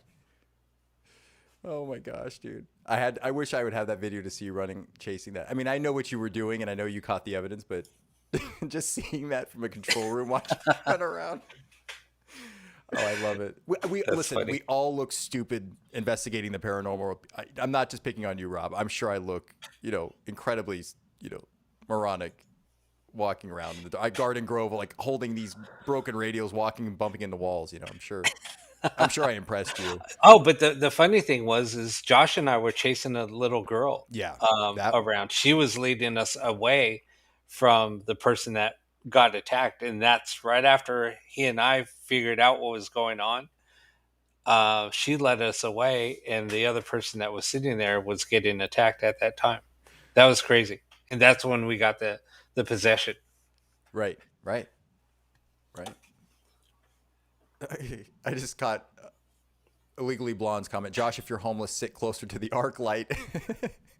I am actually I should have been more specific. I'm not homeless. I moved my studio, so I feel homeless without my equipment. I feel very naked without my equipment. Rob is actually moving to Colorado Springs, Colorado, I think, pretty soon. So Rob is the one who's I'm moving. moving into the Stanley pretty soon. Right. I know, Don. He never showed the dancing ghost lady. I know. I know. And I think that's the hard drive that Rob conveniently lost. Like, he's lighting it on fire. He's like, uh-oh, it caught on fire. I don't have it anymore.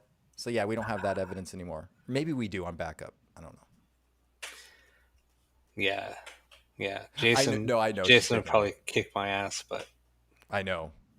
I'm upset. Well, now everyone knows that you may or may not still have that evidence on backup.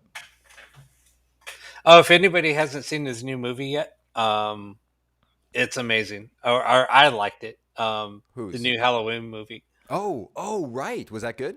Yeah, it was pretty good. Good. Uh, Yeah, I think he did a good job. I'll have to see that. I've actually heard someone else say it was very good. Yeah. Illegally Blonde. Rob may or may not be leaving Cali. I'm staying in Cali. I'm here. I'm here for the long haul.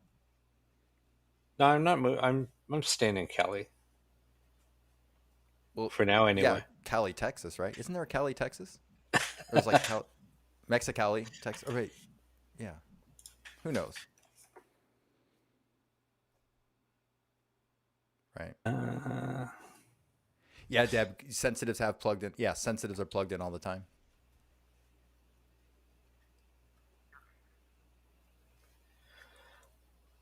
We have a lot of audience members that might need to be guests on our show, Rob, because I'm learning so much from them in terms of finding out how much investigative experience they have, and I'm just so impressed yeah. Who by wants everyone's to? experience.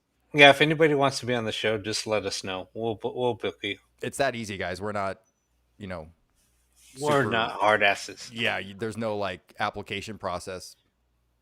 Just we'd like to have so many of you have experiences that I would love to hear more about, and I think we all love to hear more about. And as an example, Mr. Wayne Post coming on next week to talk about Hotel California, so you don't want to miss that. Incredible location, coming from someone with tremendous experience, writing ability, producing ability. So you're not going to want to miss that. Yeah, Roland Cali. He is not moving to Texas. Yeah, no, I'm gonna move to Texas. I have to go to Texas. I got to wear my shit kickers and my cowboy hat. We could talk to Joe Rogan, see if he'll let us use his room to do the show after he's done. Probably at like 12 grand an hour. Probably. Yeah. Yeah, if you guys got like 15 grand. But yeah, that the next week's show is going to be really good, and there's a lot of topics we can bring up with Hotel California, different experiences that happen there. It's going to be a Right. great conversation. Yeah, I could bring up my. Yeah, I have some clips of it also. No. Yeah, Um, we'll have clips for it as well. Yeah. yeah, we'll have some clips from Hotel California.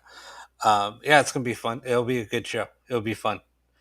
But yeah, if you guys haven't seen Halloween Kills yet, is pretty good. Jason did a good job on that movie. We could review horror movies. We could have someone on that We reviews horror could. movies. Yeah.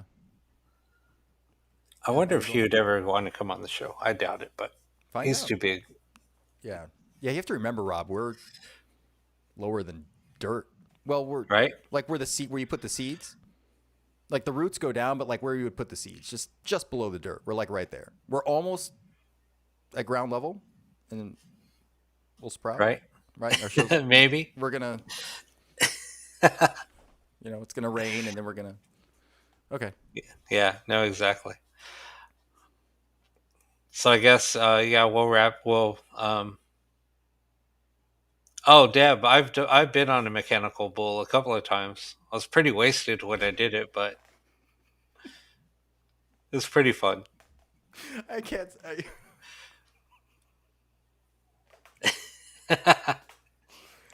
Oh my gosh! I think anyone on a mechanical bull makes me laugh because the spine just you see everyone's spine just split in half and go into an L shape, and you're just like, oh, and you hear that crack, and everyone gets off like, no, I'm good, I'm good, and everyone is at the chiropractor's office the next morning. I can't Right. imagine you on a mechanical bull. Right.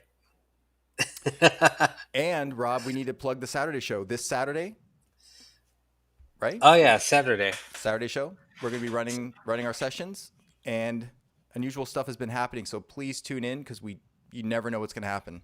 Things Especially if there's a glitch at the beginning of the show, right, you know something big is going to happen. right. And if there's no glitch, we get in some good sessions. So that'll be good too. Yeah. No, even there isn't a glitch. We do get good sessions. Right. Uh man, sorry guys. I had to rant a little bit tonight. There's just been so much crap going on, so There's just always a had to lot. rant. Yeah.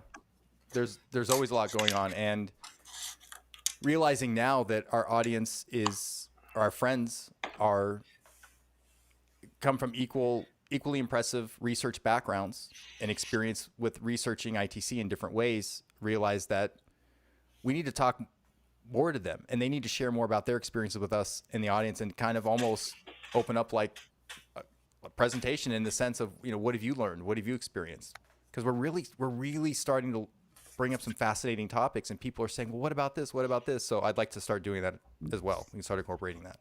No, exactly. Yeah, and like I said, I mean, if you have any questions about anything, you know, feel free to ask. I mean, and I'm sorry if sometimes we're a little Right. brutally honest, but I just don't like people going out there spending a lot of money because things Right. aren't cheap.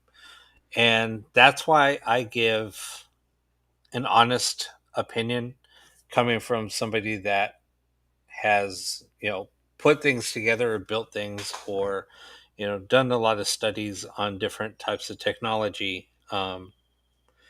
But it's just a shame on how much equipment out there is just being sold that you talk to engineers and they're like, God, if people only knew what these devices were really used for, there's a purpose for things. So, Right. And I hope, Rob, in contributing to what you just said, a lot of the things we're doing in the future with the experiments and the live streams, they are free for that purpose, because so many people maybe don't have the disposable income.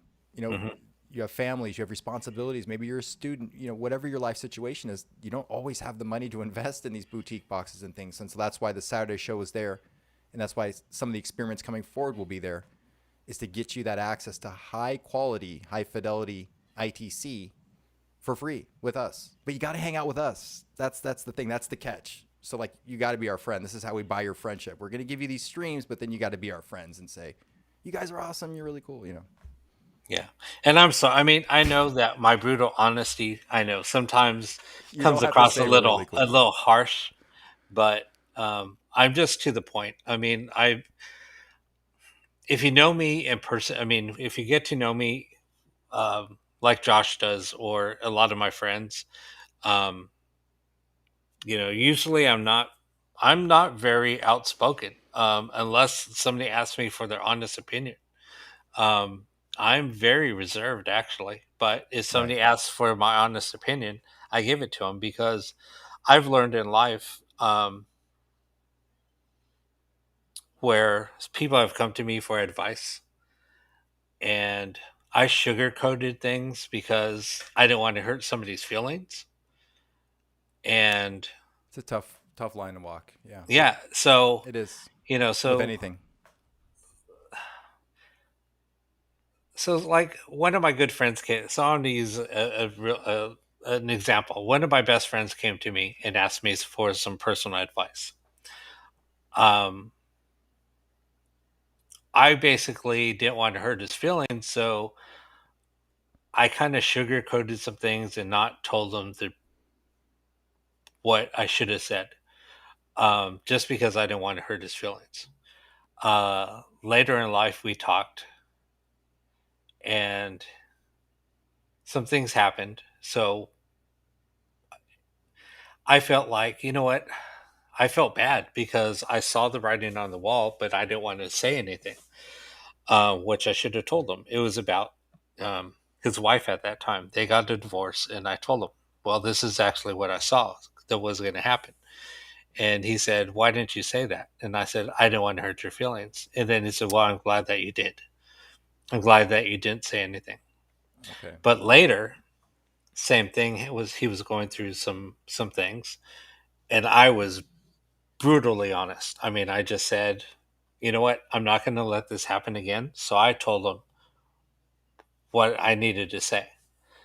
And I was right. He was so pissed off at me for saying that. And we didn't talk. Even so, what I said and what I saw came true. And he did not talk to me about it for a long time. He wouldn't even talk to me because I was spot on. And he told me that he didn't want to believe what I said. And Right. when it did happen, he was like, I wish you wouldn't have told me that because I was devastated. And, uh, but then after he got over it, he came to me and thanked me. Good. But I almost lost a friendship over it. But um, but ever since then, I'm like, if somebody wants to hear the honest truth, I'm going to say what the honest truth, whether I hurt Right. somebody's feelings or not. It's I did what they asked me to do. I want you to be, honest with me. So I'm like, okay, I'm going to be honest, and Right. because I wish people would have told me certain things that I've said, or I've asked for people for advice, and they told me give me, not what they want. They told me what I wanted to hear, not what I needed to hear. And I didn't learn anything from that, but from the mistake that I made, I stuck with that, and that's why I'm just so brutally honest now. Because if somebody else asks me something, I'm not going to sugarcoat anything. So And I think, Rob, because we're getting so real here, you and I are two totally different personalities. And you joked, Josh knows me, and I do know you. And people are like, well, Josh, you're so different from Rob. How are you guys partners and friends? Well, it's because I know, but I know your heart. And I know right, when you're brutally honest, even about ITC or a piece of equipment, or you teach someone something from your experiences, you care. That's coming from your heart. You're not doing that to offend anyone or anyone who made a piece of equipment. You're just saying, listen, I know you only have $100 to spend. This is the best way to spend it. I've used everything else. And hmm, sometimes that brutal honesty comes across as egotistical or yeah, conceited. yeah, But it's not. And that's what's so weird, even in life and in this community. When you try and be real and honest, you're seen as I'll just say it, an a-hole. hmm, But when you're fake and you tell people what you want to hear, you're celebrated. You sugarcoat everything. Everyone just goes, oh, he tells me what I want to hear. But again, it's the person that's brutally honest about equipment or evidence or anything. That's the person that's hated the most, because that's people don't want to hear that. It either right, destroys their illusion of possible instant gratification with evidence, or it destroys their illusion of what the paranormal is or yeah, what it's about. yeah. Well, it was like somebody asked me my opinion on an Ovilus, and Good example. they didn't listen to me, and he went out and spent, It's oh my five or god, $600. no, I don't. It was a lot more. It was double. Oh, oh, He spent $1,200 on an Ovilus, oh, and and oh! I I felt the told kick him, to the stomach. that thing's just it's a word generator. Mm. Um, and he came back and he said, "Dude, I should have totally listened to you." And he said, "I know that you're like being brutally honest, and I didn't want to believe it. And then when I used it, he said, yeah, it was like the biggest mistake I've ever made, and I just wasted my money." I told him, I said, offer him $100 for it, and if he takes that, great. If not, walk away. Yeah, $1,200. I mean, you can heat your pool all summer on $1,200. I mean, that's. Do I want to swim in a cold pool this summer, or do I want a word generator? Exactly. I don't know. That's a lot of money for that device. Nothing Yeah. against Bill Chappell or the device or any, again, but that's just a lot of money for anything. That's a lot of money for that device. That's a Yeah. lot of money. No, and that's why I said spend $100 on it. I I know. said I wouldn't spend any more on that, but I would have won it even for $100. I wouldn't buy one. Period. But that's But just me. I think going forward, Rob, we're going to include our friends who are here in the audience with their gear reviews, because Kevin obviously has experience Yeah. with gear. It's No. very obvious, and I want people to chime in, get them on the show, and say, "Hey, live on, this is my experience with it. This is, you don't have to be conclusive. We're not pinning you down, but it would be great to get your reviews on different gear and all that. That would be something I'd like to do as well." Yeah. No, Deb. I'm the same way. I had a large circle of friends.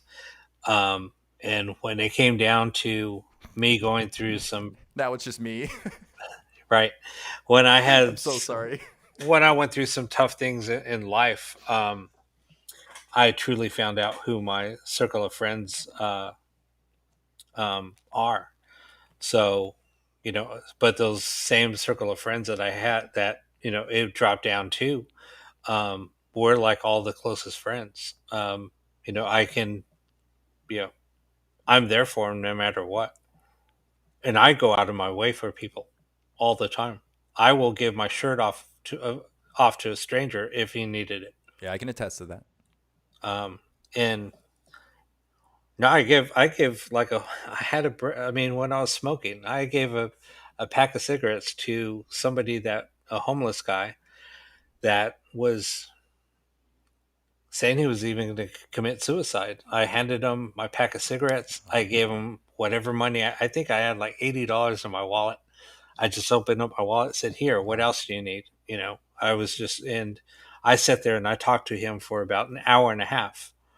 Um, and because I just did not want to leave his side. Um, It turned out at the end of the conversation, he was there for you. Like no, it was like, and he was my like, this friends were poor guy, like, yeah, and my son was there, my friends were right? there, and they were like, "Dude, that's like the most incredible thing I've ever seen." Um, I and remember they're when you like, did "You that. didn't, you Yeah. didn't even know the guy," and I said, "I know," and I was sitting there crying with them. So it's just like, I've seen you do that's that. just Yeah. me. That's me. So Yeah. You've always been that person. yeah, And then sometimes, like in the audience, I think Deb mentioned there are people that have had that experience where they are brutally honest and they lose friends over that. yeah, Maybe in the ITC community, maybe with evidence, maybe with a haunted location where whether you disagree or not, or anything in life. Sometimes yeah. that brutal honesty can it's It happens. right. It may be misperceived at the time as not being helpful or done out of love, but maybe it is. And it's just hard for the ego to digest at that time. But down the road, you look back and go, wow, that was a good friend. You were honest with me. Yeah, Yeah. but I'm sorry. It was No, just you know something what, I had to get off my chest. And Rob? ITC is life, and life is ITC in the sense that anything we experience in life, we have to understand there are variables that affect our energy and our mood. You know, when we conduct a session, again, we're talking about emotion. You're talking about being brutally honest with a friend, possibly losing someone over that type of being brutally honest and that losing that relationship, and then taking that into ITC. How do those human interactions affect our energy levels, and how do those interactions as a human, how do we interact with whoever we're communicating with? Maybe there are times when we say things through the session where some spirits or they leave. Maybe we've offended them or we were brutally on. You know what I'm saying? What if there is that level of that same emotional perspective to our communication? There are times when spirits talk to us or don't based on how they perceive us. I don't know. yeah, and that's the thing. I mean, like with all of the energy that we put into communicating with spirit, all the positivity we put in communicating with spirit, um, I think just with our sessions, it speaks for itself. And I'm not bragging. It's just, it's just the circle of people that we Right. have coming in to It's do all the about the circle. sessions. Yeah. It's all about the Yeah. circle and being consistent. But it's all about being that, having that positivity coming through, Right. and it's like when we did have a lot of negative people coming in, and it was causing a lot of issues. Yeah. So we started blocking people left and right, and we just said, you know what, who cares? It's not about the numbers. Even though the numbers have grown tremendously, but it's not about the numbers. It's about the communication that's coming through, and that's what's speaking for itself. We've never talked about numbers, Rob. No, Monetization, never. numbers, No. marketing the show. Mm-mm. It we're like it'll catch on or it won't. The people who are meant to find out about it, the people that are sent to the group, the people inherently, spiritually, intuitively will know about it. They'll be there. The people Mhm. that are meant to be there will be there. That's just it. And it is, Rob. We have a group, especially on the Saturday show. We're all there in brutal honesty. We heard something, Mhm. we didn't. You know, we care about the truth, we care about the results, and people are very open and honest. I heard from this person. I feel like I've heard this relative speak in this voice or direct a message to me. And Mhm. we're very on point and we have nothing to prove. There's no motive. So there's no reason ever not to be honest about it. Yeah. So we're And very lucky to have that group. yeah, and I've been questioned, why don't you monetize the show? And I was like, because I don't want to take people's money. It's not about the money. Right. Well, you should, have a Patreon group. No, I don't want to charge any money. Why? Um,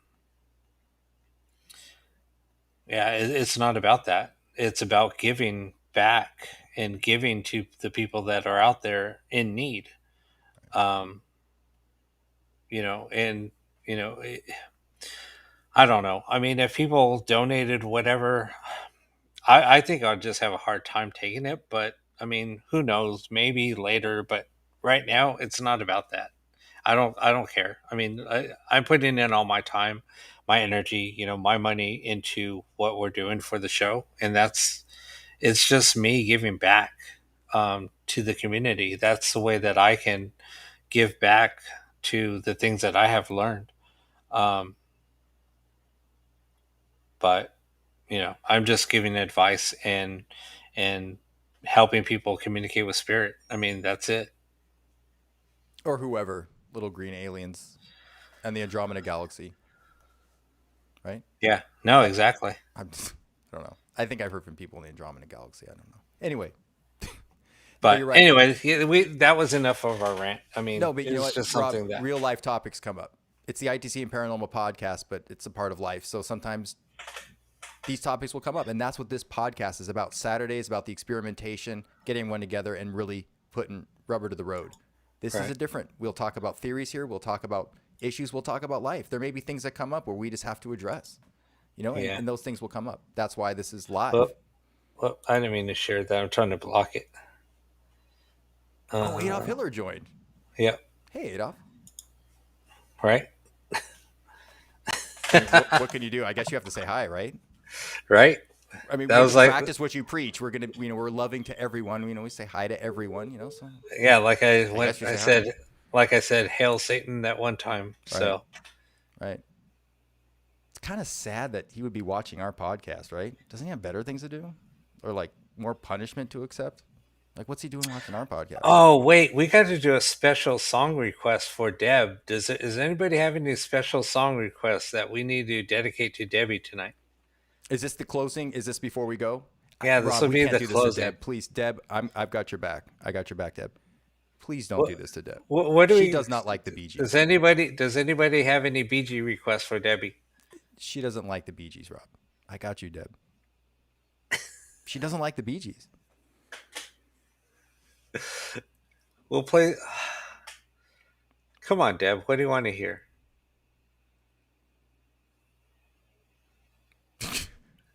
Okay, yeah, we need to close out the. I think it's about that time. Oh, holding my balls. Oh my God, I wish. Oh wait, no, we could play. We could play that. No one's giving us grant money anymore. Or private funding money, Rob, after this chat. Hold on, I gotta find it. Cut the show, Rob. Holding my They're balls. asking about singing Cut the Show. Holding my balls. Cut the Show. Thank you, By everyone, by for by joining. Eric Van Leer.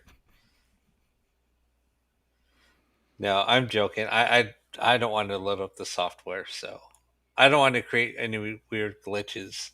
We'll just sign off. So, guys, this Saturday, we This know you Saturday, for sure, be we're there. gonna have a song for Deb. I'll have it queued up. No Bee Gees. Yep, it'll be the BJ's from the Saturday Night Live Fever soundtrack. Oh, God.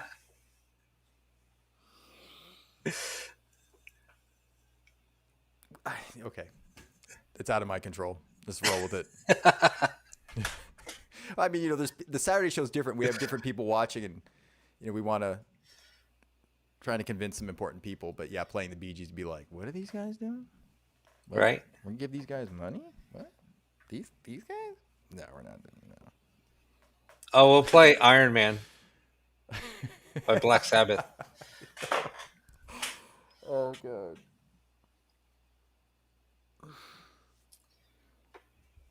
Is that what you want to hear? We'll play you some Sabbath. That's right. Purple Dahlia, spirit will prevent it. That's right. Anyway. Lincoln All right. Park, they're right around the corner from us. 818, Yep. right around the corner. So is Incubus. Yep. I love our audience. Guys, thank you so much. We will see you Saturday. Are they're still sending They're requests? still, Oh my yeah, God. they're sending out requests. Okay, so all right, Do we so mix live music? I mean, we're not monetizing. There's no copyright strike. Maybe we mix live music and like make this a full blown radio show, like fun radio show. Just right, throw in ghost box sessions sometime. that'd be cool. We could take requests, play a song, Look at this. This is do a little more than dedication. everyone is commenting. Oh my gosh. We can Yeah, have Twinkle Twinkle Little Star. That's Now that will get us a copyright strike. right. I was gonna say that's for sure, Kevin. And I'm actually pretty good at that one, but that'll get us. See you guys later. See you later, Carl. Yeah, thank you guys. Yeah, illegally Um, blonde. I think that's where we're headed. no, I think that's what we're gonna do. We'll play a song every after every Ghost Box session. How's that? We might as well. No one takes us serious, so we might as well just look at May this. as well. Night, Don. Bye, All Kevin. right, Thank you, guys. everybody's leaving. Yeah, we'll see you So, all Saturday. right, see you guys Saturday. Night all.